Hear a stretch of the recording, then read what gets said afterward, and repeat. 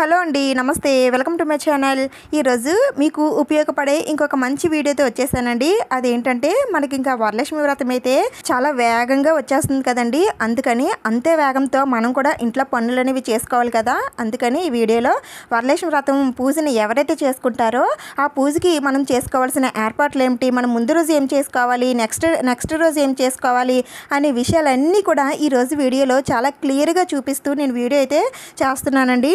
ఈ పనులన్నీ కూడా మీరు ముందుగానే చేసేసుకుంటే నెక్స్ట్ డే పూజ అనేది ఏ హడావడి లేకుండా మీ ఫ్యామిలీ మెంబర్స్తో చాలా హ్యాపీగా పూజ అనేది చేసుకోవచ్చండి. అందుకని వీడియోని మొత్తం చూడటానికి ట్రై చేయండి. చాలా విషయాలు ఈ వీడియోలో నేను చెప్పబోతున్నాను. అలాగే నన్ను చాలామంది అడుగుతున్నారు కదండి, మీ సామాగ్రి ఎలా క్లీన్ చేసుకుంటారో ఒకసారి చూపించండి అని ఈ వీడియోలో అయితే చూపిస్తానండి. అలాగే ఇవే కాకుండా అమ్మవారి పీఠాన్ని ఎలా ఏర్పాటు చేసుకోవాలి, ఇంటిని ఏ విధంగా శుభ్రం చేసుకోవాలి, అసలు ముందు మనం చేయవలసిన పనులు ఏమిటి అనేవన్నీ కూడా పూర్తి వివరాలతో ఈ వీడియో అయితే చేస్తున్నానండి. అందుకనే ప్లీజ్ ఒక్క లైక్ అయితే చేయండి. అలాగే చూసిన వారందరికీ కూడా వీడియో నచ్చినట్లయితే సబ్స్క్రైబ్ కూడా చేసుకోండి. ఇలాంటి మంచి మంచి వీడియోలు అన్నీ కూడా మన ఛానల్లో వస్తూ ఉంటాయి. ఇంకా వీడియోని అయితే స్టార్ట్ చేసేద్దామండి. ముందుగా అయితే మనం ఇంటిని క్లీన్ చేసుకోవడంతో మొదలు పెడదాం. ఇంటిని క్లీన్ చేసుకునే వాటర్లో మీ దగ్గర ఉన్నట్లయితే కొద్దిగా గంగాజలం, గోమయం వేసుకొని ఇల్లంతా కూడా శుభ్రంగా నీట్గా క్లీన్ చేసేసుకోండి. ఒకవేళ ఇవి మా దగ్గర లేవండి అని అనుకుంటే వాటర్లో కొద్దిగా కల్లుప్పు, పసుపు వేసి ఇంటిని అయితే శుభ్రం చేసేసుకోండి. ఇవన్నీ కూడా మనం ముందు రోజు చేసుకుంటే చాలా బెటర్ అండి. మనకి శుక్రవారం మనం వ్రతం చేసుకుంటాం కాబట్టి ముందు రోజు లక్ష్మీవారం వస్తుంది కాబట్టి ఈ రోజు మనం ఇంటిని క్లీన్ చేసుకున్నా పర్వాలేదు. అందుకని మీరు లక్ష్మీవారం రోజునే మీరు ఇంటిని అంతటిని కూడా క్లీన్ చేసేసుకోండి. అలాగే నెక్స్ట్ వచ్చే పనులు కూడా అన్నీ మీరు లక్ష్మీవారమే చేసుకోండి. శుక్రవారం ఏం చేసుకోవాలనేది కూడా నేను చెప్తాను.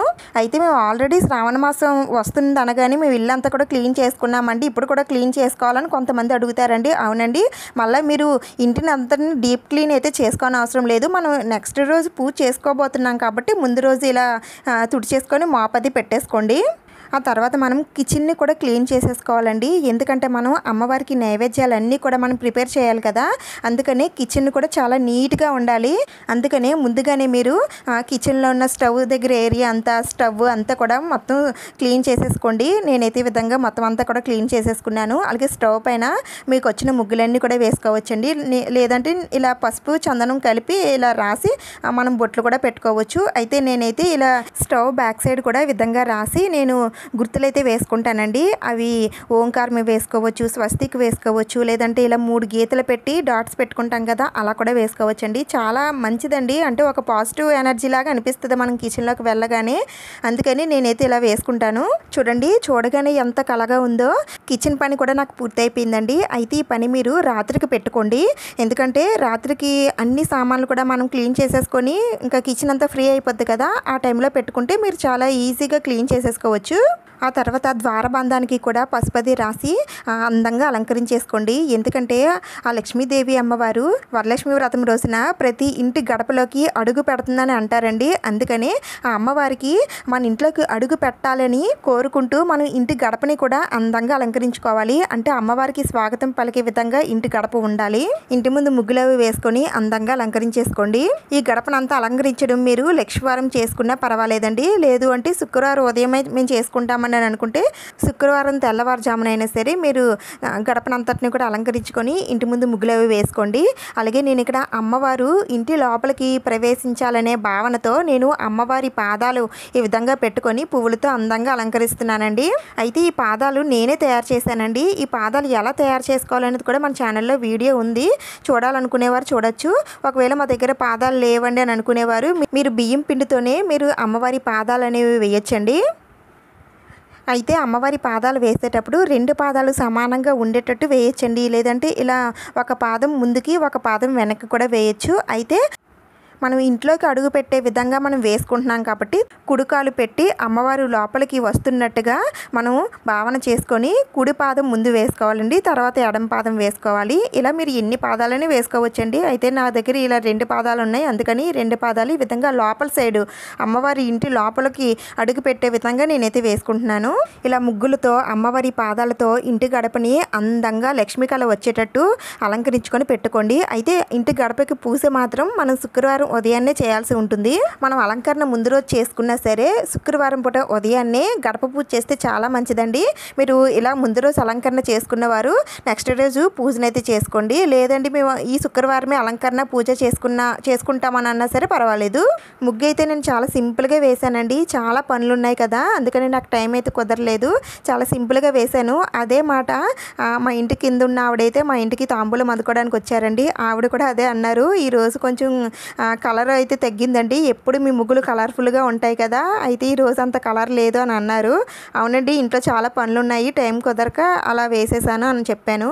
అందుకని ఇలాంటి పనులన్నీ కూడా ముందుగానే ప్లాన్ చేసుకున్నారనుకోండి, అన్నీ కూడా పర్ఫెక్ట్గా కుదురుతాయి. ఇంక తర్వాత తులసి కోట ఉన్నవారు తులసి కోటను కూడా అందంగా అలంకరించేసుకోండి. అలాగే తులసి కోట దగ్గరే నేను ఈ రాతి గౌరమ్మ సెట్ను కూడా నేను పెట్టుకుంటానండి. రాతి గౌరమ్మ సెట్ను కూడా నేను అందంగా అలంకరించేసుకున్నాను. ఈ పనులన్నీ కూడా మీరు ముందు చేసినా మనం వ్రతం చేస్తున్నాం కాబట్టి ఆ వ్రతానికి ముందు రోజు ఈ విధంగా అన్ని పనులు చేసుకోవాలండి. ఇల్లంతా కూడా నీట్గా ఉంచుకోవాలి. అలా అయితేనే ఆ లక్ష్మీదేవి అమ్మవారు సంతోషపడి మన ఇంట్లోకి ప్రవేశిస్తుంది. ఆ తర్వాత నేను పూజా సామాగ్రి క్లీన్ చేసుకుంటున్నానండి. ముందు క్లీనింగ్ అంతా చేసేసుకుంటే తర్వాత పనులు అనేవి తర్వాత చేసుకోవచ్చు. అందుకని నేను ఇక్కడ పూజకు సంబంధించిన అన్ని సామాగ్రి, అంటే మనకి వ్రతంలో ఏ సామాగ్రి పెట్టుకోవాలి, పూజా మందిరంలో ఏ సామాగ్రి పెట్టుకోవాలి అనేవన్నీ కూడా ముందుగానే చూసుకొని అవన్నీ కూడా, అంటే దీపపు కుందులు, ప్లేట్లు, కలస చెంబులు, ఇంకా ప్రసాదాలు పెట్టే గిన్నెలు, ఇవన్నీ బోలెడు ఉంటాయి కదండి, అవన్నీ కూడా క్లీన్ అయితే చేసుకోవాలి. అయితే ఇప్పుడు ఈ క్లీనింగ్ అనేది ఎలా చేసుకుంటాను అనేది ఇప్పుడు చూపిస్తాను. ముందుగా అయితే ఈ దీపపు కుందుల్లో అది కొద్దిగా ఆయిల్ అది ఉంటుందండి, కొంచెం జిడ్డుగా ఉంటాయి. అందుకని మీరు ఆ జిడ్డుగా ఉన్నవన్నీ కూడా మీరు ముందుగా మీ దగ్గర ఉన్న సోపుతో కానీ లేదంటే లిక్విడ్ ఉంటుంది కదండి డిష్ వాషర్, దాంతో అయినా సరే మీరు క్లీన్ చేసేసుకోండి. ఇంకా మిగతా గిన్నెల పైన కొద్దిగా వాటర్ చిలకరించండి, అంటే మామూలుగా వాటర్తో తడపండి, సరిపోతుంది. ఇప్పుడు నేను ఇక్కడ ఒక ప్లేట్ అయితే తీసుకున్నానండి. ఈ ప్లేట్లో నేను పీతాంబరి పౌడర్ అయితే వేసుకుంటున్నాను. నేను ఆల్రెడీ చెప్పానండి, నేను సామాగ్రి అన్నీ కూడా నేను పీతాంబరి పౌడర్ తోటి నేను క్లీన్ చేసుకుంటానని. మన ఛానల్ ఫాలో అయిన వరకు తెలుస్తుంది. అయితే ఈ వీడియోలో ఈ పీతాంబరి పౌడర్తో, చాలా తక్కువ పౌడర్తో ఎక్కువ సామాన్లు ఎలా క్లీన్ చేసుకోవాలనేది చూపిస్తాను. నేను ఇక్కడ ఇన్ని పూజా సామాగ్రి తీసుకున్నానండి. ఈ సామాగ్రి అన్నింటికి కూడా నేను 2 స్పూన్ల పౌడర్ మాత్రమే వేస్తున్నానండి. ఇంత తక్కువ పౌడర్ తోటి ఎన్ని సామాగ్రి అయినా సరే మనం క్లీన్ చేసేసుకోవచ్చండి. ఎలా అంటారా, ఇందులో నేను ఏమైనా కలుపుతానా ఏంటి అని అనుకుంటున్నారా? నేను ఏమీ కలపనండి. చాలామంది చెబుతూ ఉంటారు ఇది కలపండి అది కలపండి అని. అవన్నీ కూడా మరి ఎంతవరకు పనిచేస్తాయో తెలీదు. ముందుగా అయితే ఒక స్క్రబ్బర్ తీసుకోండి. అది కూడా మీరు గిన్నెలు తోమే స్క్రబ్బర్ కాకుండా ఓన్లీ పూజా సామాగ్రి క్లీన్ చేసుకోవడానికి ఒక స్క్రబ్బరు, అలాగే ఒక టూత్ బ్రష్, మనం వాడే బ్రష్ కాకుండా కొత్తదే పెట్టాలి. పూజా సామాగ్రికి ఏదైనా సరే కొత్తగా సపరేట్గా ఉంచుకోండి. నేనైతే ఈ గ్రీన్ కలర్ స్క్రబ్బర్ అయితే వాడతానండి. దీంతో మనం ఈజీగా క్లీన్ చేసేసుకోవచ్చు. అయితే ఇక్కడ గుర్తుంచుకోవాల్సిన విషయం ఏమిటంటే ఈ స్క్రబ్బర్కి కానీ మనం తీసుకున్న పౌడర్కి కానీ అస్సలు తడి అనేది తగలకూడదు. తడి తగలకుండా ఎలా క్లీన్ చేయాలండి అని అంటారేమో, ఇక్కడ మనం తడి తగలకుండా క్లీన్ చేస్తేనే ఈ పౌడర్ అనేది చాలా ఎక్కువ సామాగ్రికి వస్తుందండి. నేను చూపిస్తాను. ఇక్కడ మనం తీసుకున్న స్క్రబ్బరు అలా ఆ పౌడర్లో అద్ది మనం సామాన్లు క్లీన్ చేసుకుంటూ ఉండాలండి. చూడండి, నేను ఇక్కడ క్లీన్ చేస్తున్నాను. ఈ విధంగానే అన్ని సామాన్లు కూడా క్లీన్ చేసేసుకోవాలండి. అయితే మనం క్లీన్ చేసేటప్పుడు ఆ స్క్రబ్బర్ అనేది తడుస్తుంది కదండి, మరి తడి అవుతుంది కదా అని మీకు డౌట్ అయితే రావచ్చు. ఈ స్క్రబ్బరు కొద్దిగా తడిచినా ఏం పర్వాలేదండి. ఆ తడికి పౌడర్ అనేది కొద్దిగా అంటుకుంటుంది, పర్వాలేదు. కానీ మీరు తీసుకున్న పౌడర్లో మాత్రం ఎట్టి పరిస్థితుల్లో వాటర్ అనేది పడకుండా చూసుకోండి.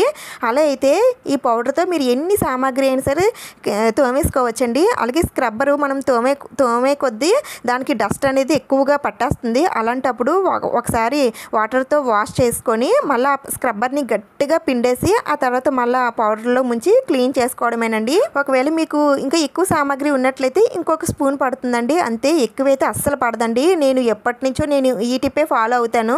ఒకసారి మీరు కూడా ట్రై చేస్తే మీకే తెలుస్తుంది. అయితే చాలామంది చెబుతూ ఉంటారండి, ఈ పౌడరు ఇలా మొత్తం వాటర్ వేసుకొని మొత్తం పేస్ట్ చేసుకొని పేస్ట్తో తోముకోండి అని అంటారు. కానీ ఆ పేస్ట్ అనేది ఒక 2-3 సామాన్లకి తప్ప ఇంకెక్కువ సామాన్లకి రానే రాదు. అంటే సామాన్లు ఎక్కువ మెరవాలని మనం ఎక్కువ పౌడర్ అయితే పెట్టేస్తూ ఉంటాము, వెంటనే ఆ పౌడర్ అనేది అయిపోతుంది.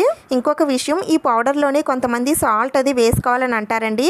సాల్ట్ అది వేస్తే అప్పటికప్పుడు వెంటనే మెరుపు వస్తుంది, కానీ తర్వాత కొద్ది కొద్దిసేపటికే అవన్నీ కూడా బ్లాక్ అయిపోతాయండి.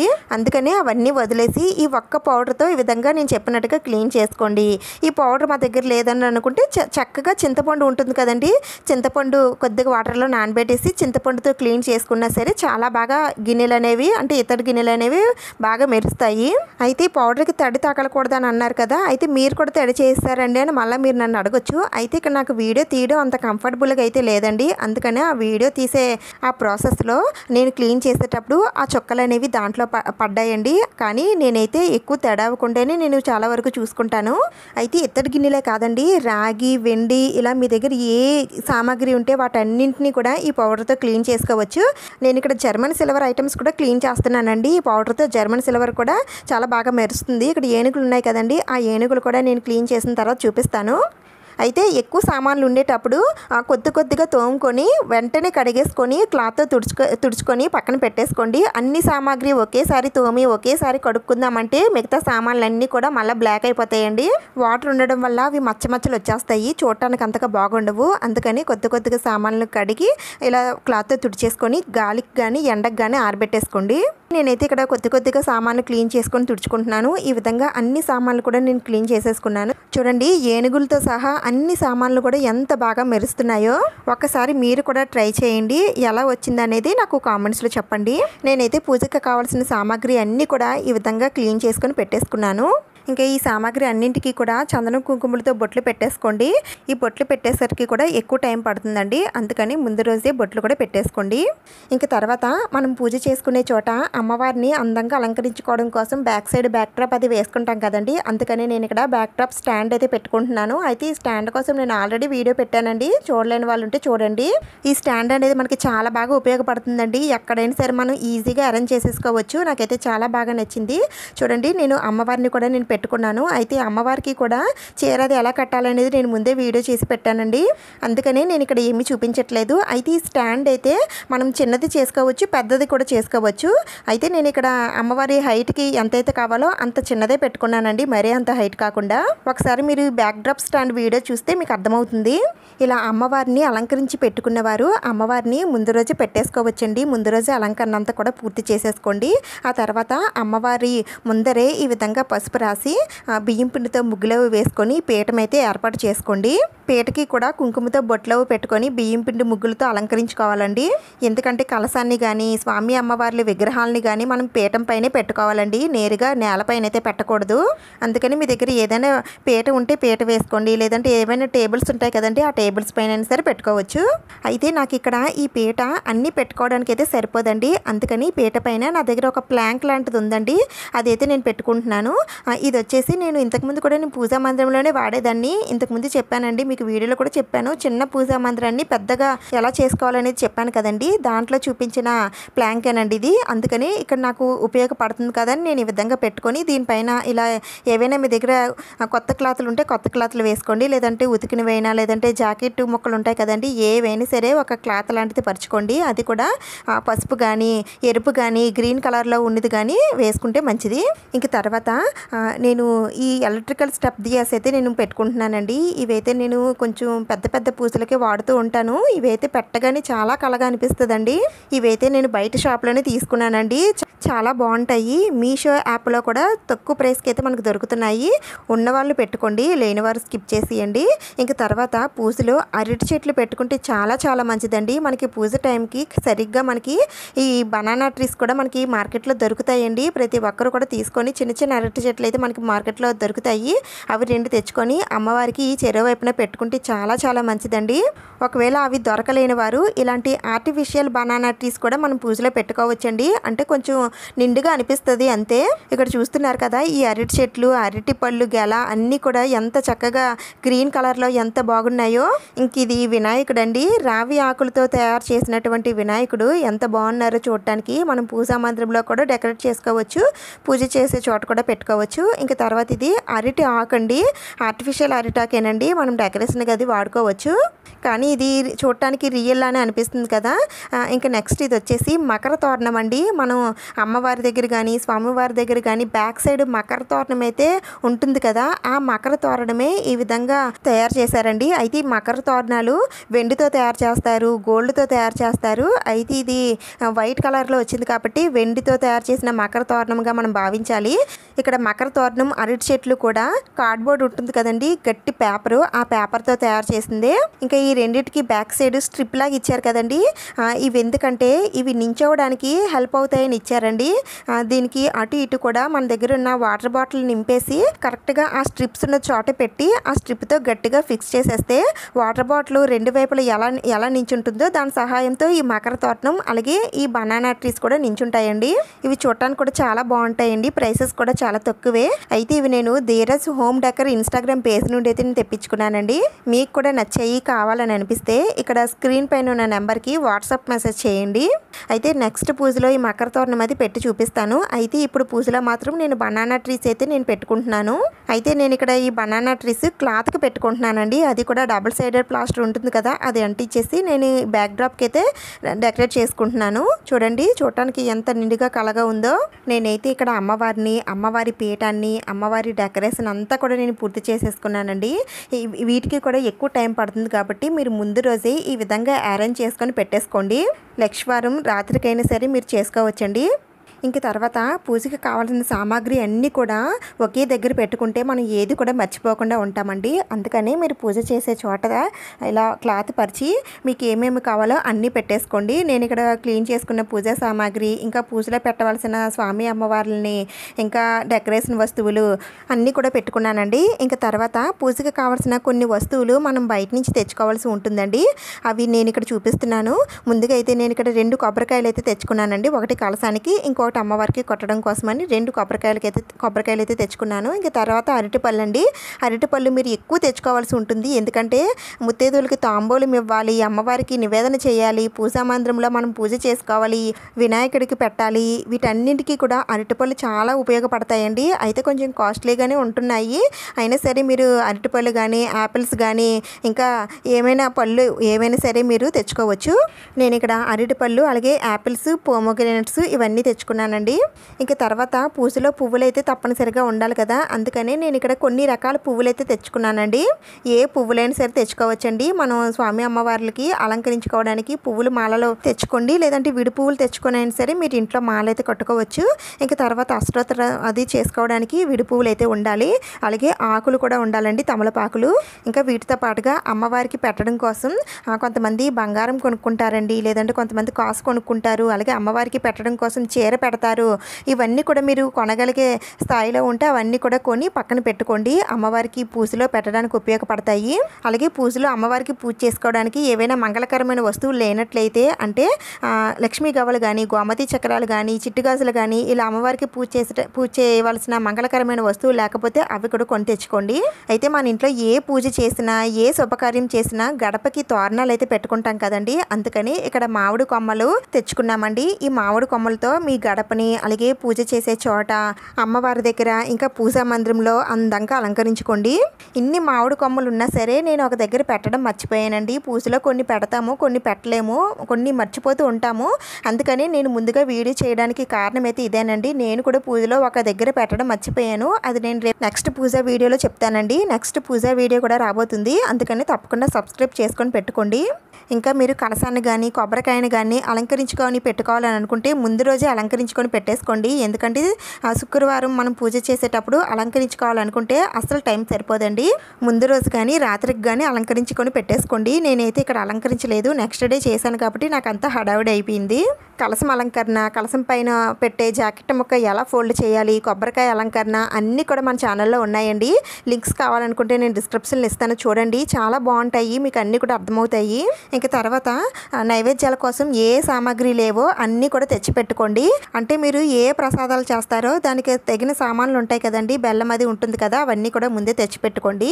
అన్నిటికన్నా ముఖ్యంగా శనగలు అయితే తెచ్చుకోండి, ఎందుకంటే అమ్మవారికి శనగలు పెట్టాలి, అలాగే నైవేద్యంగా పెట్టాలి, తాంబూలంలో పెట్టాలి, పెట్టాలి. అలాగే వచ్చిన ముత్తైదువులకి కూడా మనం ఈ శనగలు అనేవి పెడతామండి. అందుకని ఈ శనగలు కొద్దిగా ఎక్కువ తెచ్చుకోండి. ఇలా తెచ్చుకున్న ఈ శనగల్ని ముందు రోజే నానబెట్టేసుకోవాలండి. ఎందుకంటే ఇవి నానడానికి టైం పడుతుంది కాబట్టి ముందు రోజు రాత్రికి ఇలా కొద్దిగా వాటర్లో మీకు ఎన్ని కావాలో అన్ని వేసేసి కొద్దిగా పసుపు వేసి నైట్ అంతా కూడా నానబెట్టేసుకోండి. ఉదయాన్నే వాష్ చేసుకొని పక్కన పెట్టేసుకోండి.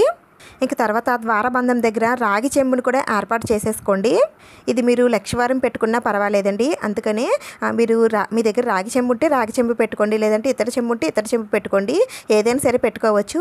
అయితే ఈ చెంబు పెట్టుకునేటప్పుడు ఏదైనా ప్లేట్లో పెట్టుకోండి. నేను ఇక్కడ ఒక బేస్ లాంటిది అయితే తీసుకున్నాను. దీనిపైన ఈ విధంగా ముగ్గులు వేసుకొని దానిపైన చెంబునైతే పెట్టుకోవాలి. ఈ చెంబులో కూడా కొద్దిగా పసుపు, కుంకుమ, అక్షింతలు, పువ్వులు, రూపాయి నాణం, అలాగే ఇంకా వట్టివేర్లు ఇవన్నీ కూడా వేస్తారండి. ఇవన్నీ కూడా వేసి మీరు పెట్టుకోవచ్చు. దీనికోసం ఇంకా ఫుల్ ఇన్ఫర్మేషన్ కావాలి అంటే ఒక వీడియో చేస్తానండి. ఆ వీడియో చూస్తే మీకు అన్ని విషయాలు కూడా అర్థమవుతాయి. నేను ఈ చెంబును కూడా ముందు రోజే పెట్టేసుకున్నానండి. ఆ తర్వాత చేతులకి గోరింటాకు అది పెట్టుకోవాలని అనుకుంటే ముందు రోజే పెట్టేసుకోండి. ఎందుకంటే ఆ అమ్మవారికి పూజ చేసేటప్పుడు ఆ అమ్మవారిలానే మనం కూడా రెడీ అవ్వాలండి.